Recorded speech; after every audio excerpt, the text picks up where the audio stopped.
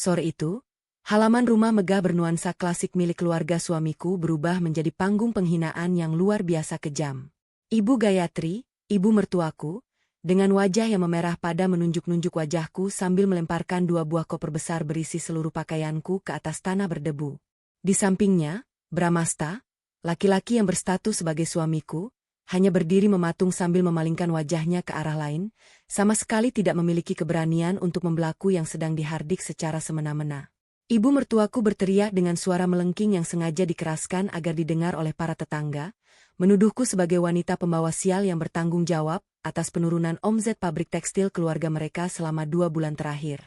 Aku berdiri tegak dengan sisa-sisa harga diri yang kumiliki, menahan gemetar di kedua lututku saat melihat lembaran surat cerai sepihak dilemparkan tepat ke arah dadaku, menandai akhir dari pengabdianku yang selama ini dianggap tidak pernah ada. Tidak ada satupun kata maaf atau kesempatan untuk menjelaskan yang diberikan kepadaku sore itu, karena bagi mereka, aku hanyalah parasit yang merusak keberuntungan keluarga.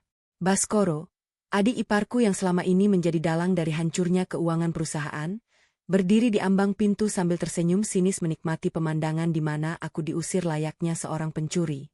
Dengan tangan bergetar, aku memungut pulpen di atas kap mobil, lalu membubuhkan tanda tangan di atas surat perceraian tersebut tanpa meneteskan air mata sedikit pun di hadapan mereka yang telah kehilangan akal sehat. Aku melangkah pergi meninggalkan pekarangan rumah itu dengan keyakinan penuh bahwa kebenaran akan segera menemukan jalannya sendiri, tanpa mereka sadari bahwa akulah yang selama ini menopang seluruh pilar bisnis mereka dari balik layar. Ternyata, sebelum kita mulai cerita ini, tuliskan dulu di kolom komentar, dari kota mana kalian menonton cerita ini. Dan jangan lupa untuk like dan subscribe channel ini. Yang sudah subscribe, like, dan komen semoga dimudahkan segala urusannya, dilapangkan rezekinya, disehatkan badannya, dan dikabulkan semua hajat dunia akhirat oleh Allah. Amin ya Rabbal Alamin. Sekarang mari kita mulai ceritanya. Pernikahanku dengan Bramasta yang sudah berjalan selama 3 tahun semula kukira akan menjadi tempat bernaung yang penuh dengan kedamaian dan rasa saling menghargai. Namun, kenyataan yang kuhadapi di dalam rumah besar keluarga besar Bramasta sangat jauh dari apa yang pernah kubayangkan sebelum melangkah ke jenjang pelaminan. Sebagai seorang lulusan akuntansi dengan pengalaman 5 tahun sebagai auditor senior di sebuah firma hukum internasional, aku sebenarnya memiliki kapasitas yang lebih dari cukup untuk mengelola keuangan. Akan tetapi, sejak hari pertama aku menginjakkan kaki di rumah ini, Ibu Gayatri selalu menekankan bahwa tugas seorang istri hanyalah melayani suami dan tidak boleh mencampuri urusan bisnis keluarga. Beliau berulang kali memperingatkan aku agar tidak bersikap sok tahu atau mencoba memeriksa pembukuan perusahaan konveksi dan tekstil milik mereka yang bernama Gayatri Tex. Ketegangan di dalam rumah mulai meningkat ketika perusahaan keluarga mereka mulai mengalami kendala likuiditas yang cukup serius akibat pengelolaan modal yang serampangan. Baskoro, adik kandung Bramasta yang diserahi jabatan sebagai direktur operasional, merupakan sosok yang sangat boros dan sering menggunakan uang kas perusahaan untuk kepentingan pribadinya. Setiap kali aku mencoba memberikan saran kepada Bramasta mengenai laporan keuangan yang tidak sinkron, suamiku selalu menolak untuk mendengarkan dan menganggapku terlalu sensitif. Bramasta selalu beralasan bahwa Baskoro adalah adiknya yang paling berbakat dan tidak mungkin melakukan tindakan yang merugikan perusahaan yang dibangun oleh almarhum ayahnya. Sikap menutup mata yang dilakukan oleh suamiku ini membuat posisiku di dalam rumah menjadi semakin tersudut dan dianggap sebagai duri dalam daging bagi mereka. Suatu pagi di ruang makan yang mewah, Ibu Gayatri dengan sengaja menyindir pengeluaranku yang dianggapnya terlalu membebani keuangan Bramasta yang sedang berjuang keras. Padahal, kenyataannya adalah aku tidak pernah meminta uang belanja lebih, dan bahkan sering menggunakan tabungan pribadiku untuk membeli kebutuhan dapur harian yang kualitasnya premium. Baskoro yang duduk di sebelah ibunya ikut memanasi suasana dengan mengatakan bahwa sejak aku menikah dengan Bramasta, banyak proyek besar yang mendadak gagal dimenangkan. Mereka berdua mulai membangun narasi yang sangat kejam bahwa kehadiranku di dalam keluarga membawa aura negatif yang menutup pintu rezeki bagi bisnis konveksi mereka.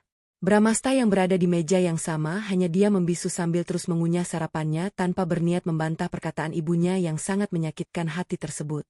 Puncak dari ketidaksukaan Ibu Gayatri terjadi ketika salah satu gudang penyimpanan kain milik Gayatri Tex mengalami kebakaran kecil akibat korsleting listrik pada panel utama. Meskipun tim pemadam kebakaran berhasil memadamkan api dengan cepat dan kerugian bisa diminimalisir, Ibu Gayatri langsung menimpakan seluruh kesalahan itu kepadaku tanpa dasar yang logis.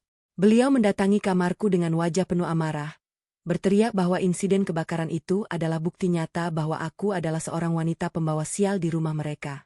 Aku mencoba menjelaskan dengan sangat tenang bahwa laporan dari kepolisian menyatakan kebakaran terjadi karena kelalaian perawatan instalasi listrik yang sudah usang dan menjadi tanggung jawab Baskoro.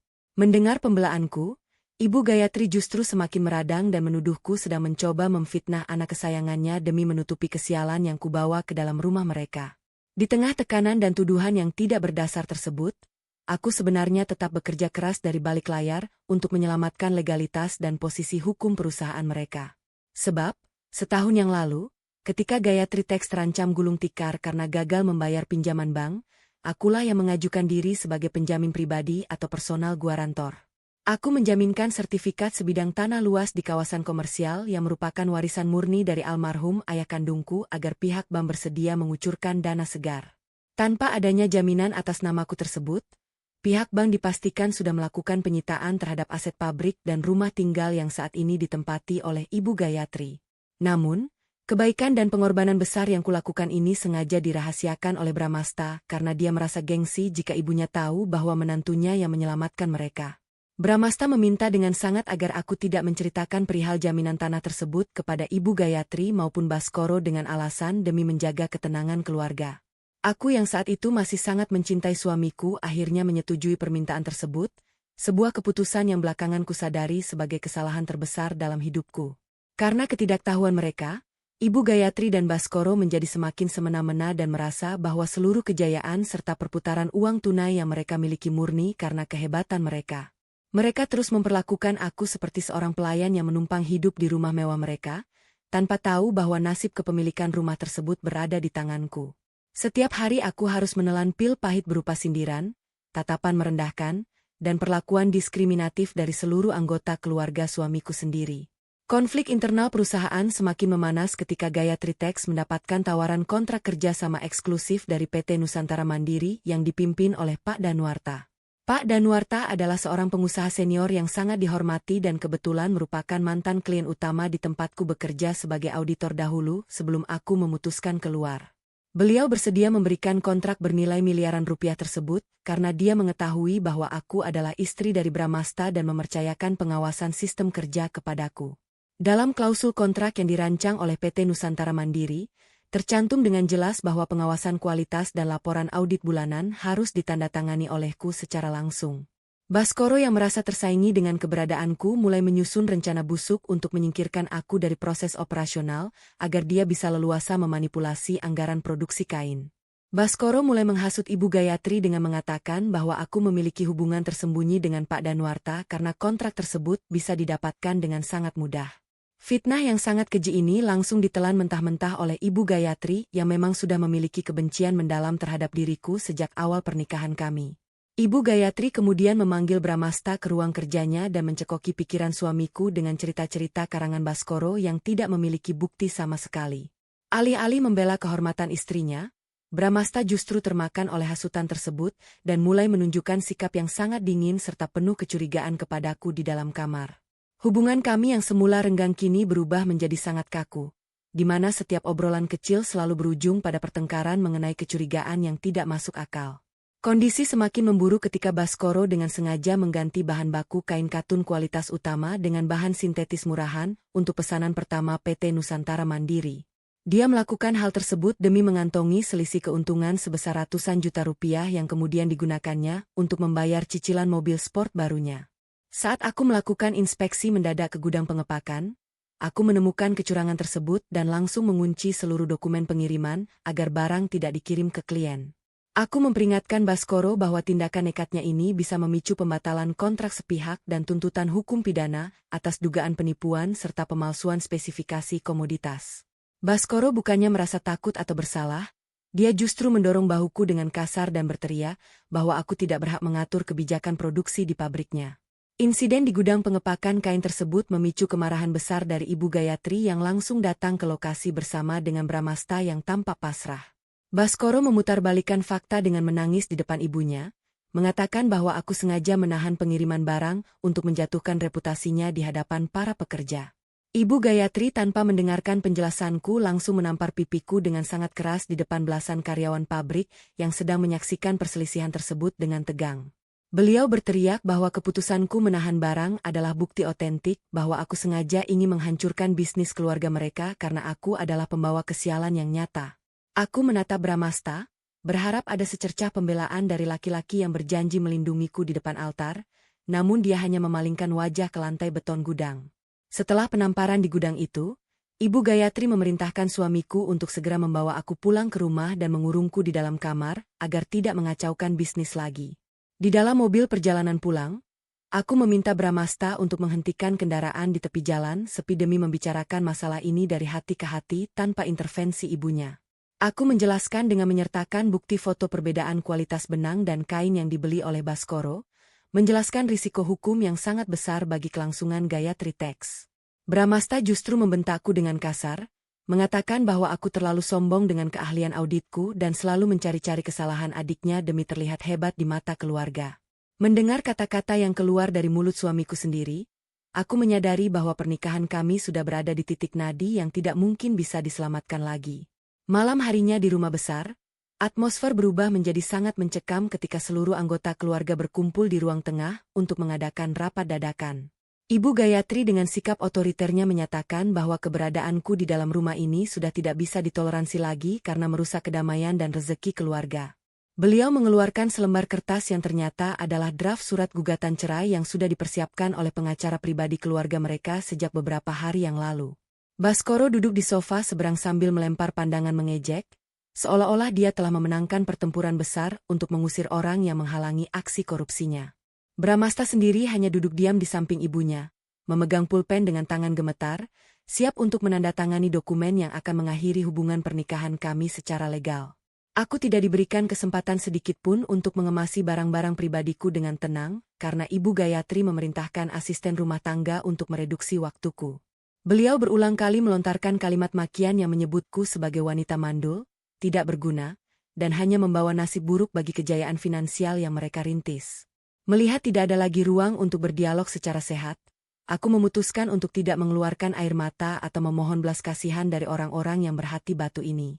Aku melangkah masuk ke dalam kamar kerja pribadiku, mengambil laptop, harddisk eksternal yang berisi seluruh data otentik keuangan, serta map dokumen penting dari brankas kecilku.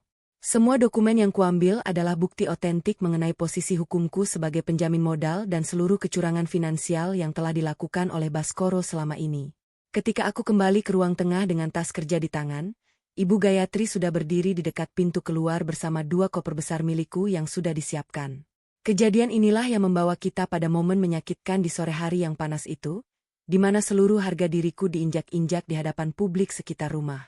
Ibu Gayatri dengan penuh kemenangan mendorong tubuhku keluar dari pintu utama, berteriak memberitahu dunia bahwa menantu pembawa sial akhirnya resmi disingkirkan dari keluarga.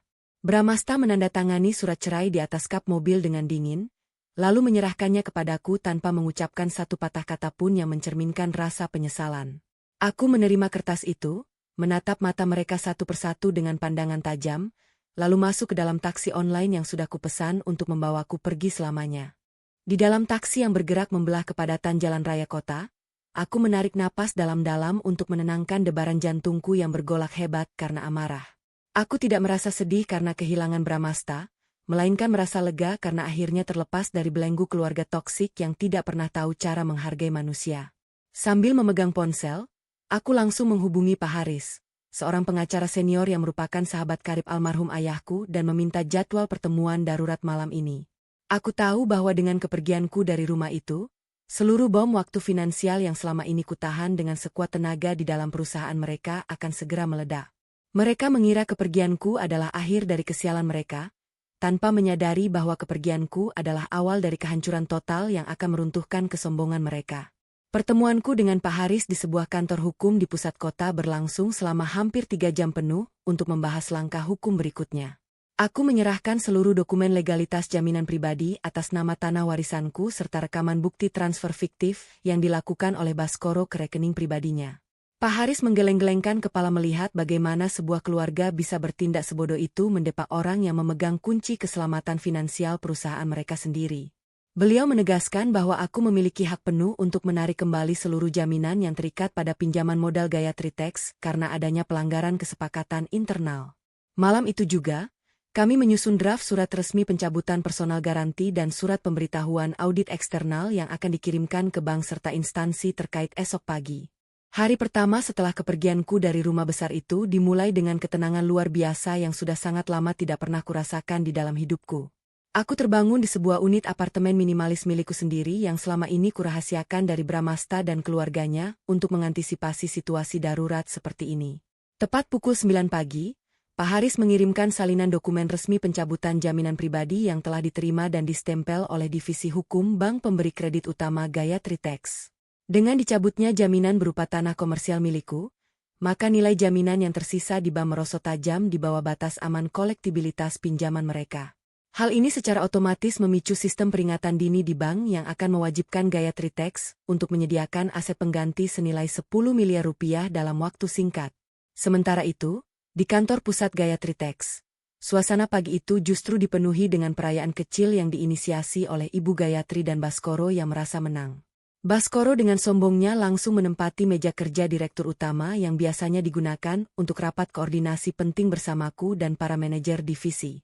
Dia segera memerintahkan staf logistik untuk mengirimkan seluruh muatan kain katun palsu berkualitas rendah ke gudang utama milik PT Nusantara Mandiri, tanpa melewati proses inspeksi akhir. Baskoro merasa sangat yakin bahwa Pak Danuarta tidak akan menyadari perbedaan kualitas bahan baku tersebut karena proses administrasi pengiriman sudah berjalan lancar.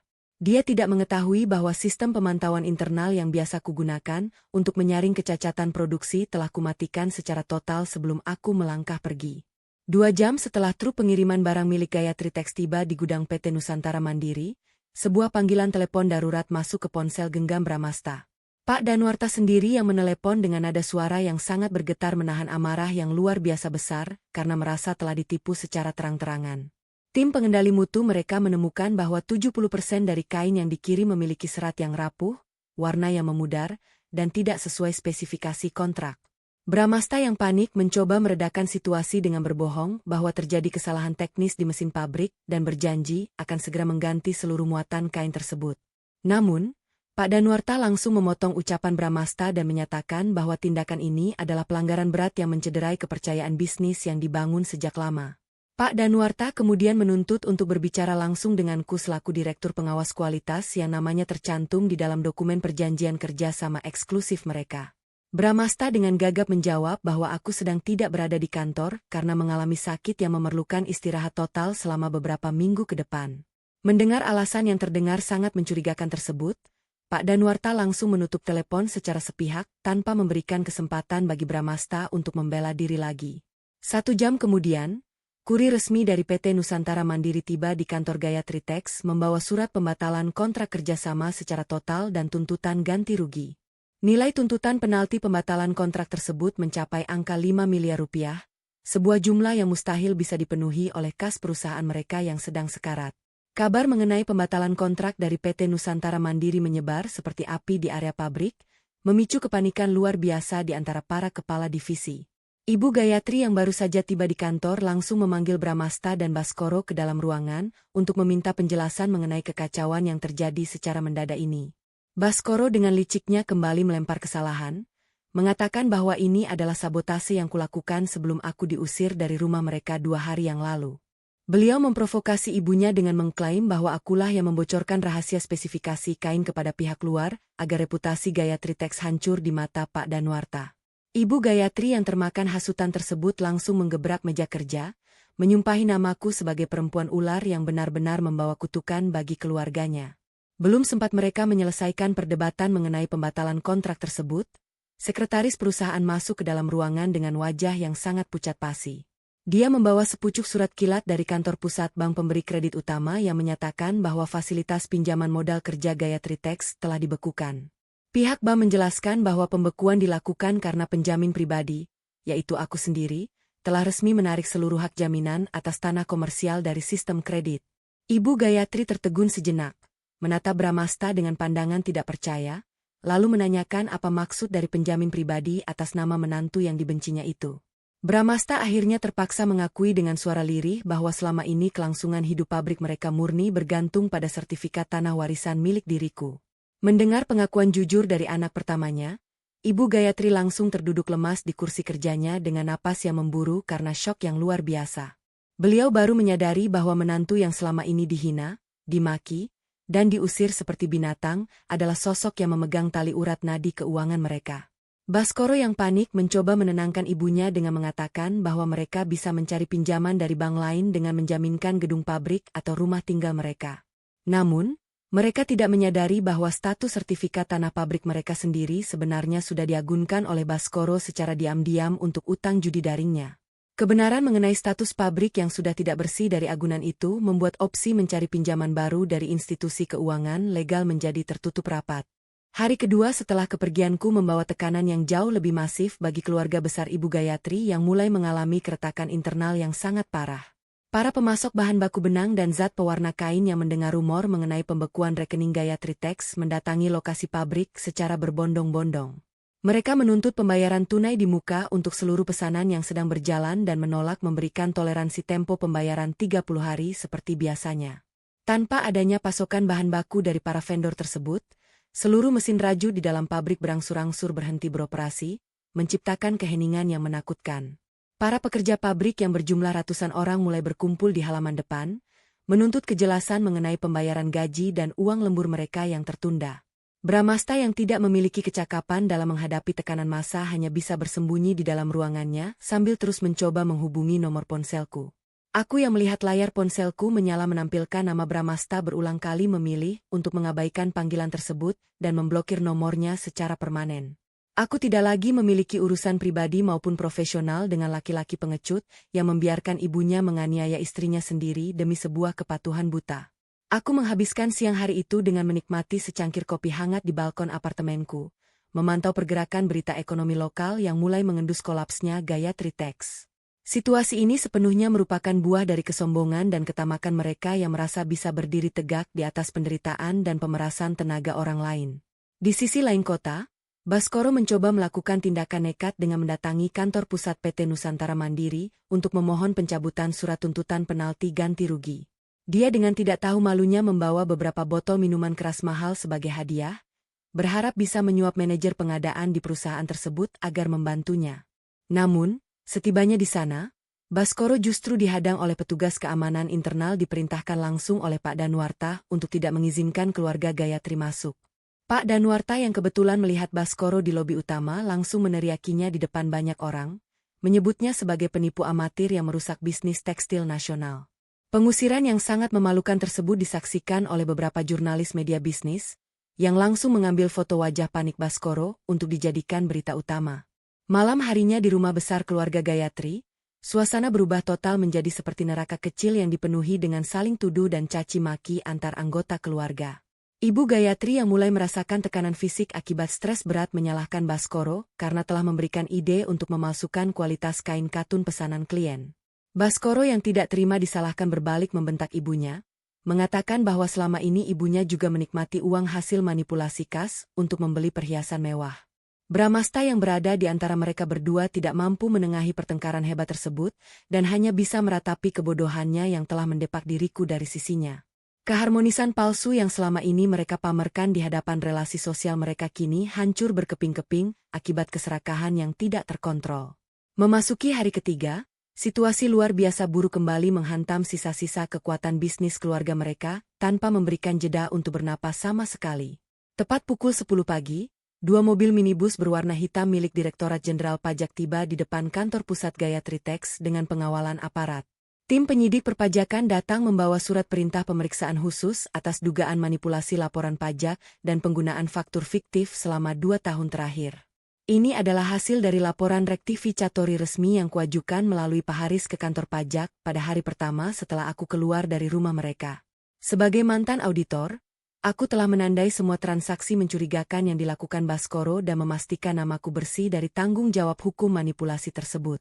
Petugas pajak langsung melakukan penyegelan terhadap seluruh ruang arsip keuangan dan menyita beberapa unit komputer utama yang digunakan oleh staf akuntansi mereka. Baskoro yang menyadari bahwa tindakan kriminalnya memalsukan laporan pajak senilai miliaran rupiah, akan segera terbongkar mencoba melarikan diri melalui pintu belakang pabrik. Namun, petugas kepolisian yang mendampingi tim pajak sudah mengantisipasi pergerakan tersebut dan langsung mengamankan Baskoro di dekat gerbang keluar sektor logistik. Ibu Gayatri yang melihat anak bungsu kesayangannya digiring masuk ke dalam mobil petugas langsung histeris dan jatuh pingsan di atas lantai lobi kantor yang dingin. Bramasta hanya bisa mematung menyaksikan kehancuran total keluarganya yang terjadi hanya dalam waktu kurang dari 72 jam sejak kepergianku dari rumah. Berita mengenai penangkapan Baskoro atas kasus dugaan penggelapan pajak dan penipuan dagang langsung meledak di berbagai media massa lokal maupun nasional. Hal ini membuat reputasi dagang keluarga Gayatri yang dibangun selama puluhan tahun hancur menyentuh titik terendah dalam hitungan jam saja. Seluruh jaringan toko retail yang selama ini menjadi mitra distribusi pakaian jadi milik Gayatri Tax langsung memutus kontrak penjualan secara serentak karena takut terseret kasus hukum. Mereka mengembalikan seluruh stok pakaian yang belum terjual ke pabrik, menuntut pengembalian uang deposit yang nilainya mencapai ratusan juta rupiah per gerai. Gayatri Tax kini benar-benar lumpuh total, tidak memiliki uang tunai, tidak memiliki bahan baku, dan tidak memiliki lagi kepercayaan dari dunia usaha. Siang itu, pihak bank secara resmi mengeluarkan surat eksekusi sita jaminan terhadap aset bergerak dan tidak bergerak milik Gayatri Tax karena status gagal bayar. Petugas dari pengadilan negeri memasang plang sita berwarna merah mencolok di depan pintu gerbang pabrik dan di pekarangan rumah mewah yang ditempati Ibu Gayatri. Mereka diberikan waktu hanya dalam tempo 3 hari untuk mengosongkan rumah tersebut sebelum dilakukan proses lelang umum oleh pihak kurator perbankan. Ibu Gayatri yang baru siuman dari pingsannya di rumah sakit hanya bisa menangis meratapi nasibnya yang mendadak kehilangan segala kemewahan yang selama ini diagungkannya. Beliau berulang kali menggumamkan namaku, menyadari dengan sangat terlambat bahwa kata-katanya yang menyebutku pembawa sial justru berbalik menjadi kutukan bagi dirinya sendiri. Bramasta yang sudah benar-benar putus asa akhirnya memutuskan untuk mencari keberadaanku dengan mendatangi kantor hukum Pak Haris sore harinya. Dia memohon-mohon dengan air mata yang bercucuran di depan meja resepsionis agar diizinkan bertemu denganku atau setidaknya diberikan alamat tempat tinggal baruku. Pak Haris yang melihat kedatangan mantan suami kliennya tersebut langsung keluar dari ruang kerjanya dengan tatapan mata yang sangat dingin dan penuh penghinaan. Beliau menegaskan kepada Bramasta bahwa hubungan hukum di antara kami sudah selesai dan tidak ada lagi yang perlu dibicarakan di antara orang yang tidak tahu berterima kasih. Pak Haris juga mengingatkan bahwa tindakan hukum yang kuhadapi saat ini murni karena kesalahan operasional mereka sendiri, bukan karena kesialan mistis seperti yang mereka tuduhkan. Sekarang kita masuk ke bagian ketiga, di mana misteri mengenai adegan pembuka di halaman rumah sore itu akan terjawab sepenuhnya secara logis dan terbuka. Sebenarnya, sebelum hari pengusiranku yang dramatis itu terjadi, aku sudah mengetahui seluruh rencana busuk yang disusun oleh Baskoro dan Ibu Gayatri untuk mendepakku. Melalui rekaman audio tersembunyi yang kupasang di ruang kerja rumah mereka, aku mendengar percakapan di mana Baskoro menyarankan ibunya untuk membuat skenario fitnah. Mereka sengaja merencanakan pengusiran publik tersebut agar aku merasa sangat malu, tertekan secara psikologis, dan dengan sukarela melepaskan hak asuh atas tabungan bersamaku dengan Bramasta. Namun, mereka sama sekali tidak menyadari bahwa aku sengaja membiarkan diri kemakan jebakan mereka agar aku memiliki alasan hukum yang sangat kuat untuk melakukan pembalasan. Skenario pengusiran sore itu sengaja kujalani dengan sikap tenang karena di dalam tas kerjaku sudah tersimpan dokumen pembatalan otomatis atas seluruh hak finansial mereka. Ternyata, alasan utama mengapa Ibu Gayatri berani menyebutku pembawa sial dan mengusirku adalah karena Baskoro telah memalsukan dokumen persetujuan pengalihan aset tanah warisanku. Baskoro mengira dia berhasil meretas laptop milikku dan mengambil salinan digital tanda tanganku untuk dialihkan ke atas nama perusahaan Gayatri Tax secara penuh. Dia tidak tahu bahwa sistem keamanan digital yang terpasang di laptopku sengaja mengarahkan dia ke sebuah dokumen jebakan yang tidak memiliki kekuatan hukum formal. Dokumen yang dia palsukan justru menjadi bukti utama yang kuserahkan ke pihak kepolisian untuk menjeratnya atas kasus pemalsuan dokumen otentik tingkat tinggi. Kenyataan luar biasa ini menjadi plot twist terbesar yang sama sekali tidak pernah terlintas di dalam benak Bramasta maupun ibunya yang merasa sangat cerdas. Ketika Baskoro mengira dia sudah mengamankan aset tanahku untuk menutupi utang-utang perusahaannya, dia sebenarnya sedang menandatangani surat penangkapannya sendiri ke lembaga pemasyarakatan. Pada hari ketiga setelah aku pergi, tim penasihat hukumku bersama penyidik kepolisian mendatangi rumah sakit tempat Ibu Gayatri dirawat untuk menyerahkan surat panggilan tersangka tambahan. Ibu Gayatri terbukti ikut serta menandatangani dokumen palsu yang dibuat oleh Baskoro sebagai saksi korporasi, yang membuatnya terancam hukuman pidana kurungan 5 tahun. Wajah tua yang tadinya penuh dengan keangkuhan dan kesombongan itu seketika pucat pasi, menyadari bahwa akhir hidupnya kemungkinan besar akan dihabiskan di balik jeruji besi. Sementara itu, aku sedang berada di sebuah restoran hotel bintang 5, menghadiri jamuan makan siang resmi bersama Pak Danuarta dari PT Nusantara Mandiri.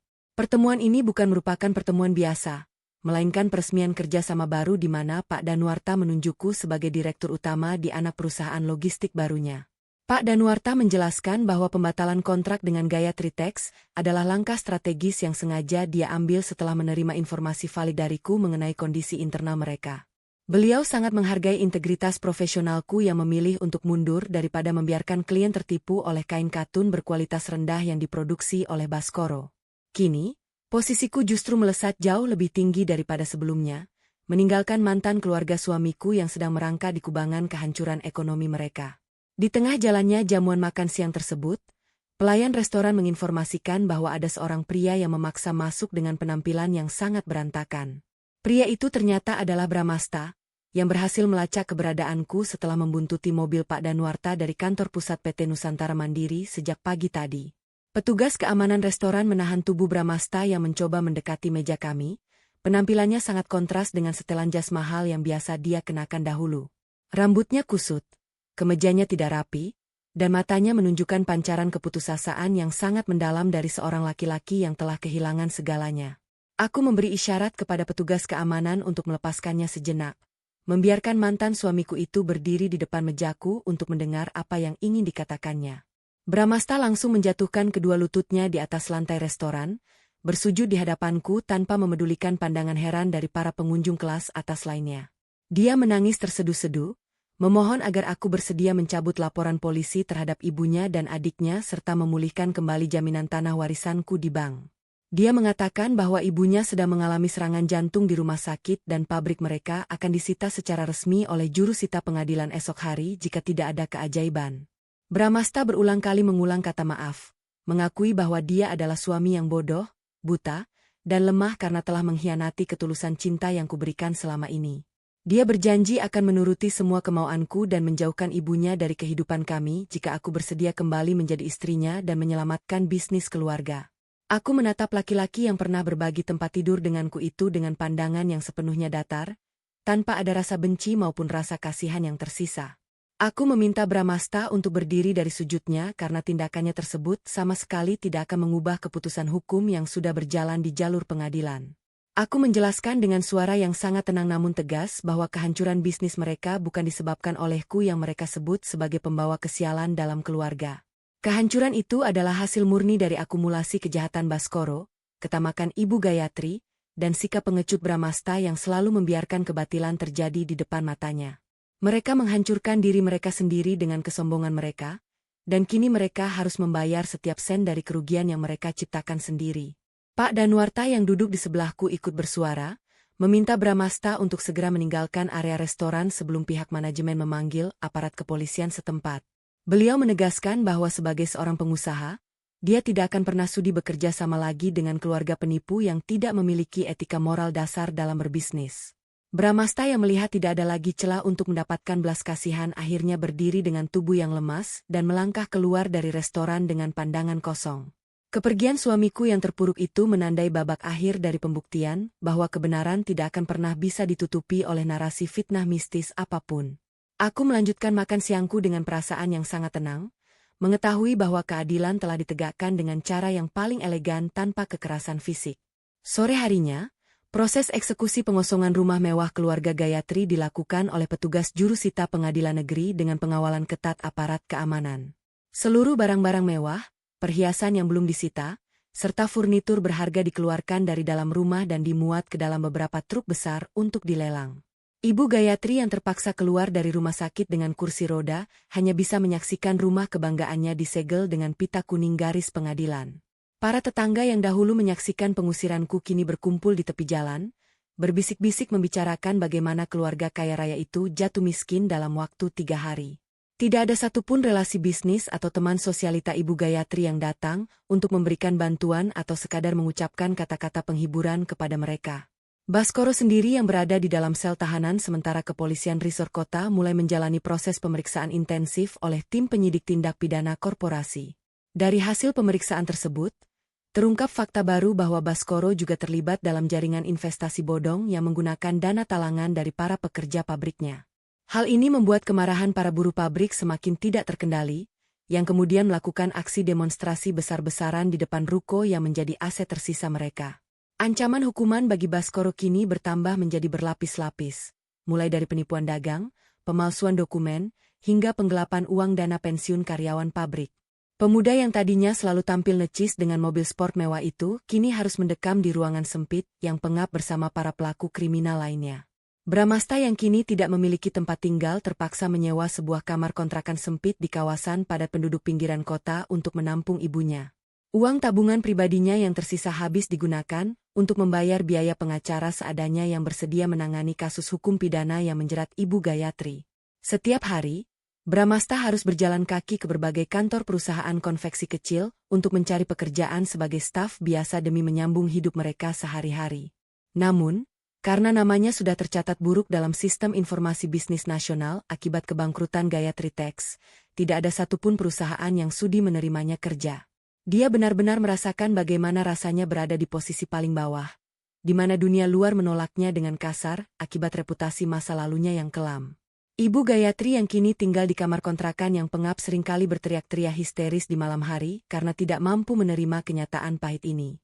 Beliau yang biasanya tidur di atas kasur impor yang empuk dengan pendingin ruangan kini, harus tidur di atas kasur lantai yang tipis dan dikerubuti nyamuk. Kesehatannya terus menurun secara drastis, namun mereka tidak lagi memiliki kartu jaminan kesehatan premium karena seluruh rekening asuransi mereka telah dibekukan. Bramasta terpaksa mengantre di puskesmas gratis kecamatan selama berjam-jam demi mendapatkan obat generik untuk meredakan penyakit tekanan darah tinggi ibunya. Ini adalah sebuah pemandangan yang sangat ironis bagi seorang wanita yang dahulu selalu memandang rendah masyarakat kelas pekerja dengan sikap yang sangat angkuh. 1 bulan setelah insiden pengusiran tersebut, sidang pertama perceraianku dengan Bramasta digelar di Pengadilan Agama dengan agenda pembacaan putusan Verstek.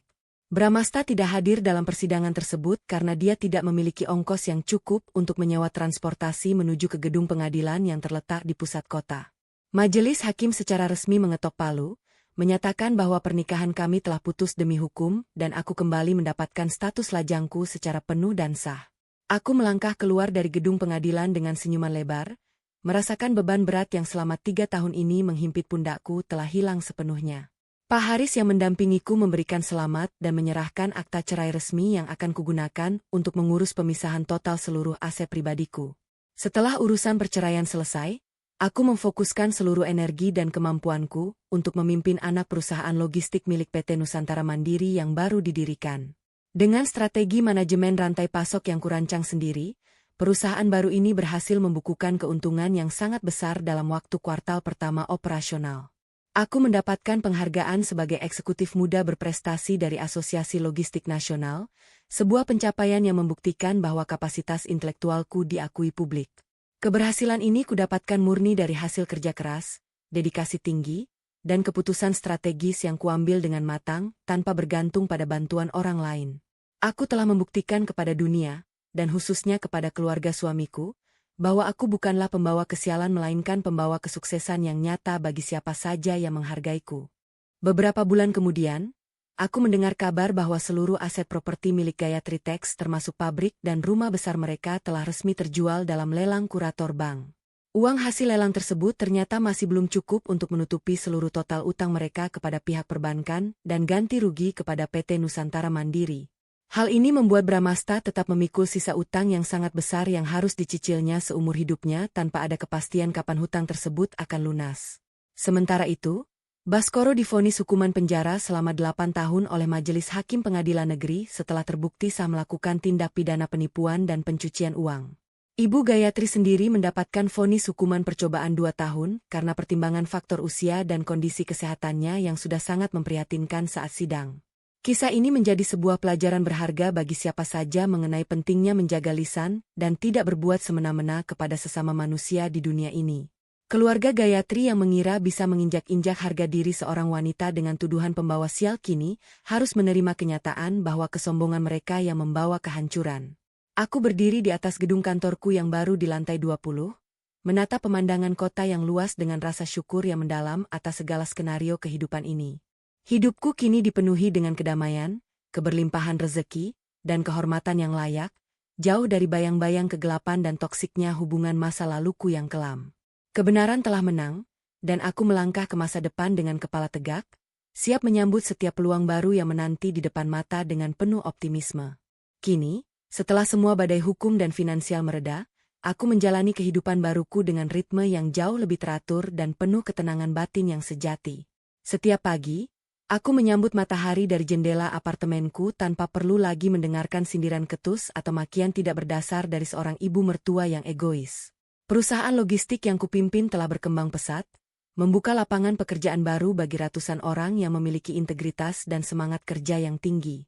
Aku menerapkan sistem transparansi keuangan yang sangat ketat di kantor baruku, memastikan tidak akan ada celah bagi tindakan manipulasi seperti yang dilakukan Baskoro dahulu. Para karyawan menghormatiku bukan karena rasa takut, melainkan karena profesionalisme dan keadilan yang selalu kutunjukkan dalam setiap pengambilan keputusan perusahaan. Suatu sore yang cerah saat aku sedang meninjau proyek pembangunan gudang baru di kawasan pelabuhan, aku melihat sosok yang sangat tidak asing dari kejauhan.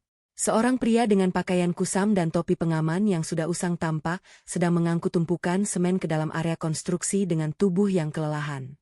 Ketika pria itu berbalik untuk menyeka keringat di dahinya, tatapan mata kami mendadak bertemu, dan aku segera mengenali bahwa dia adalah Bramasta, mantan suamiku sendiri. Dia kini bekerja sebagai buruh kasar harian lepas di bawah subkontraktor luar yang disewa oleh salah satu vendor pembangunan fasilitas infrastruktur logistik milik perusahaanku. Bramasta tampak sangat terkejut melihatku berdiri di sana dengan setelan blazer formal, dikelilingi oleh tim insinyur dan kepala proyek yang mendengarkan arahanku. Bramasta menjatuhkan karung semen yang sedang dipegangnya, lalu berjalan perlahan mendekat ke arahku dengan kepala yang tertunduk penuh rasa malu yang teramat dalam. Para pengawal pribadiku bersiap untuk menghadangnya, namun aku mengangkat tangan kananku, memberi isyarat agar mereka membiarkan Bramasta berbicara sejenak di area terbuka itu. Dia menatapku dengan mata yang berkaca-kaca, melihat papan nama jabatan yang tersemat di dadaku yang menunjukkan posisiku sebagai direktur utama dari seluruh proyek besar ini. Dengan suara yang sangat serak dan bergetar, dia menyapa namaku dengan panggilan hormat. Sebuah kontras yang sangat luar biasa dibandingkan dengan bentakannya di masa lalu. Dia menceritakan bahwa kehidupan ekonominya kini benar-benar berada di titik nadir, di mana upah harian sebagai kuli semen hampir tidak cukup untuk membayar sewa kontrakan. Bramasta juga mengabarkan bahwa Ibu Gayatri kini telah kehilangan kemampuan berjalannya akibat serangan stroke kedua yang menghantamnya beberapa minggu yang lalu. Wanita tua yang dahulu selalu bangga dengan langkah kakinya yang anggun di atas lantai marmer kini hanya bisa terbaring lemah di atas ranjang kayu tipis di kamar sewaan. Bramasta mengaku bahwa setiap hari ibunya selalu menangis pingsan, menyesali segala perbuatan jahat dan kata-kata kutukan yang pernah dilontarkannya kepadaku di halaman rumah. Dia memohon dengan sangat lirih, tidak lagi meminta aku untuk kembali menjadi istrinya, melainkan memohon agar perusahaanku memberikan pekerjaan administrasi yang lebih layak untuknya. Dia bersedia melakukan pekerjaan apa saja di kantor asalkan tidak perlu memeras tenaga fisiknya yang mulai melemah akibat kekurangan nutrisi pangan harian. Aku mendengarkan seluruh perkataan Bramasta dengan sikap tenang, tanpa ada ekspresi kemarahan maupun kepuasan terselubung melihat penderitaan mantan suamiku tersebut. Aku menjelaskan kepadanya bahwa seluruh kebijakan rekrutmen karyawan di perusahaan logistik ini didasarkan pada rekam jejak integritas dan kejujuran administrasi yang bersih. Dengan riwayat keterlibatannya sebagai jajaran manajemen Gayatri Tax yang bangkrut akibat skandal penipuan pajak, sistem kepatuhan internal kami secara otomatis menolak namanya. Aku tidak bisa dan tidak akan pernah melanggar aturan profesionalitas yang telah kubangun dengan susah payah hanya demi memberikan bantuan personal kepada masa lalu. Aku menyarankan Bramasta untuk tetap bekerja keras di posisi buruh harian tersebut dengan jujur, sebagai bentuk penebusan dosa atas kelalaiannya di masa kejayaannya. Mendengar penolakanku yang sangat tegas dan logis itu, Bramasta hanya bisa menganggukkan kepalanya secara perlahan dengan air mata yang mulai menetes membasahi pipinya yang kotor. Dia menyadari bahwa pintu kesempatan dari diriku telah tertutup rapat untuk selamanya, bukan karena aku dendam, melainkan karena tindakan mereka sendiri yang menghancurkan jembatan itu. Dia membalikkan badannya kembali ke tumpukan karung semen, melanjutkan pekerjaan fisiknya yang berat di bawah terik matahari sore yang mulai meredup di ufuk barat.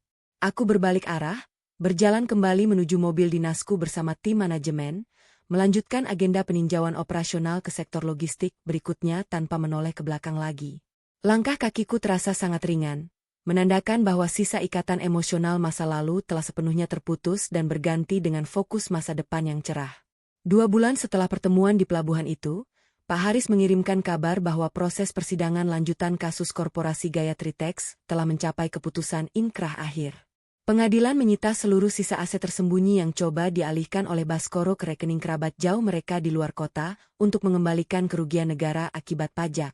Hal ini membuat seluruh silsilah keluarga mereka bersih dari segala bentuk kepemilikan modal, menjadikan mereka masyarakat kelas bawah yang harus berjuang dari nol besar. Baskoro sendiri dipindahkan ke lembaga pemasyarakatan dengan tingkat keamanan tinggi di luar pulau untuk menjalani masa hukuman 8 tahun penjara tanpa remisi tahunan. Kabar ini kuterima sebagai pelengkap formalitas dari seluruh rangkaian keadilan universal yang telah bekerja dengan sangat rapi untuk menghukum para pelaku kejahatan. Kehidupan baruku kini dikelilingi oleh lingkungan sosial yang jauh lebih positif, sehat, dan dipenuhi oleh orang-orang yang menghargai kompetensi serta integritas moral. Aku sering diundang sebagai pembicara di berbagai seminar bisnis nasional, membagikan pengalamanku mengenai pentingnya sistem audit internal untuk mencegah kebangkrutan korporasi. Dalam setiap kesempatan tersebut, aku selalu menekankan bahwa fondasi terkuat dari sebuah bisnis bukan terletak pada modal besar atau koneksi politik yang luas. Fondasi utama bisnis yang sukses dan berkelanjutan adalah kejujuran, transparansi pengelolaan dana, serta penghargaan yang tulus terhadap kontribusi setiap individu di dalamnya. Tuduhan mistis atau pengambing hitaman pihak lain seperti yang dilakukan keluarga mantan mertuaku adalah tanda nyata dari ketidakmampuan manajemen yang fatal. Aku juga menggunakan sebagian dari keuntungan finansial pribadiku untuk mendirikan sebuah yayasan sosial yang bergerak di bidang pemberdayaan perempuan korban kekerasan domestik. Yayasan ini memberikan pelatihan keterampilan akuntansi dasar, manajemen usaha mikro, serta bantuan hukum gratis bagi para istri yang mengalami penindasan finansial. Aku ingin memastikan bahwa tidak akan ada lagi wanita yang harus mengalami penderitaan seperti yang kurasakan dahulu tanpa memiliki perlindungan hukum yang memadai. Melihat senyuman dan optimisme baru dari para wanita yang kami bantu memberikan kepuasan emosional yang jauh lebih besar dibandingkan dengan tumpukan harta kemewahan. Hidupku kini memiliki makna yang jauh lebih mendalam, di mana masa laluku yang pahit berhasil kuubah menjadi bahan bakar untuk menerangi jalan hidup orang lain. Suatu malam saat hujan deras membasahi kota, aku duduk di ruang santai apartemenku sambil membaca laporan perkembangan tahunan yayasan sosial milikku. Pikiran sempat melayang kembali ke momen 3 hari yang krusial itu, di mana perpindahan statusku dari menantu terbuang menjadi direktur utama terjadi begitu cepat. Aku menyadari bahwa jika sore itu aku memilih untuk menangis, memohon belas kasihan Ibu Gayatri, dan tetap tinggal di rumah besar yang toksik tersebut, nasibku akan ikut hancur. Keputusanku untuk melangkah pergi dengan tegas, mengandalkan bukti otentik, serta menggunakan strategi hukum yang matang adalah kunci utama dari kemenanganku saat ini. Kemenangan ini bukan merupakan sebuah kebetulan atau keberuntungan mistis belaka, melainkan hasil murni dari tindakan nyata dan ketegasan sikap yang kuambil sendiri. Hubunganku dengan Pak Danuarta dan seluruh jajaran direksi PT Nusantara Mandiri juga berjalan dengan sangat harmonis atas dasar saling menghormati secara profesional. Kami baru saja menandatangani rencana ekspansi pasar logistik ke wilayah Asia Tenggara, yang akan menaikkan valuasi perusahaan kami hingga mencapai angka triliunan rupiah. Pencapaian besar ini membuat namaku semakin diperhitungkan di dunia industri nasional, menjadikanku salah satu figur pemimpin wanita yang paling berpengaruh tahun ini. Semua kesuksesan ini menjadi bukti tak terbantahkan bahwa aura keberuntungan sesungguhnya lahir dari kerja keras, kecerdasan berpikir, dan kebersihan hati dalam bertindak. Seseorang tidak akan pernah bisa dihancurkan oleh kutukan lisan orang lain selama dia memiliki kompetensi dan perlindungan hukum yang kuat di tangannya. Bramasta sendiri dikabarkan akhirnya memutuskan untuk keluar dari kota ini bersama ibunya setelah kontrak kerjanya di pelabuhan selesai beberapa bulan kemudian. Mereka pindah ke sebuah desa terpencil di pedalaman Pulau Jawa, menempati sebuah rumah bambu sederhana milik salah satu kerabat jauh almarhum ayahnya yang kasihan. Di desa tersebut, Bramasta bekerja sebagai buruh tani penggarap sawah milik orang lain dengan penghasilan bulanan yang hanya cukup untuk membeli beras dan lauk pauk sederhana. Ibu Gayatri menghabiskan sisa hari-harinya dengan memandang keluar jendela kayu kecil rumah bambu tersebut, merenungi kejayaan masa lalu yang hilang akibat kesombongannya. Mereka kini benar-benar terisolasi dari gemerlapnya kehidupan sosial perkotaan yang dahulu menjadi panggung utama pamer kemewahan dan status sosial palsu mereka. Waktu terus berjalan memulihkan segala luka batin masa lalu dan menyisakan kebijaksanaan hidup yang sangat berharga di dalam relung jiwaku yang terdalam. Aku tidak pernah lagi mencari tahu atau peduli dengan perkembangan nasib mantan keluarga suamiku tersebut karena fokus hidupku sudah sepenuhnya berada di masa depan. Aku telah memaafkan segala perbuatan buruk mereka di masa lalu, bukan karena mereka layak mendapatkan maaf, melainkan karena jiwaku layak mendapatkan kedamaian sejati. Memaafkan adalah cara terbaik untuk melepaskan seluruh sisa energi negatif yang mungkin masih mengikat langkahku menuju tingkat kesuksesan yang lebih tinggi lagi. Aku melangkah maju dengan hati yang bersih, pikiran yang jernih, dan semangat yang tidak akan pernah padam oleh rintangan apapun di depan. Kini, ketika aku melihat kembali judul perjalanan hidupku yang sempat dihiasi oleh tuduhan pembawa sial, aku hanya bisa tersenyum simpul dengan penuh rasa syukur. Tuduhan yang semula dirancang untuk menghancurkan mental dan masa depanku justru berubah menjadi pintu gerbang menuju kebebasan dan kejayaan finansial yang sesungguhnya. Bisnis keluarga mereka yang runtuh satu persatu dalam waktu 3 hari setelah kepergianku adalah bukti nyata bahwa keadilan Tuhan bekerja dengan cara yang sangat matematis. Siapa yang menanam benih kecurangan dan kezaliman akan memanen buah kehancuran, dan siapa yang menanam kejujuran akan memanen keberlimpahan berkat yang tidak pernah putus. Perjalanan ini telah selesai dengan sangat sempurna, meninggalkan pelajaran moral yang mendalam bagi seluruh pemirsa yang mendengarkan kisah nyata kehidupan ini. Sebagai penutup dari narasi panjang perjalanan hidupku ini, aku ingin berpesan kepada seluruh wanita di luar sana agar jangan pernah takut mempertahankan harga diri. Ketika kamu berada di lingkungan yang tidak menghargai keberadaanmu dan justru menuduhmu atas kegagalan mereka, melangkah perilirlah dengan kepala tegak dan persiapkan strategimu. Percayalah pada kapasitas intelektualmu, jaga selalu integritas moralmu, dan biarkan hasil kerja keras serta keadilan hukum yang akan berbicara menggantikan suaramu. Masa depan yang cerah dan penuh dengan kehormatan sejati selalu menanti orang-orang yang berani mengambil keputusan tegas untuk keluar dari belenggu hubungan yang toksik. Terima kasih telah mendengarkan cerita perjalananku dari awal hingga akhir. Semoga kisah ini membawa inspirasi positif dan kekuatan baru bagi kehidupan kita semua.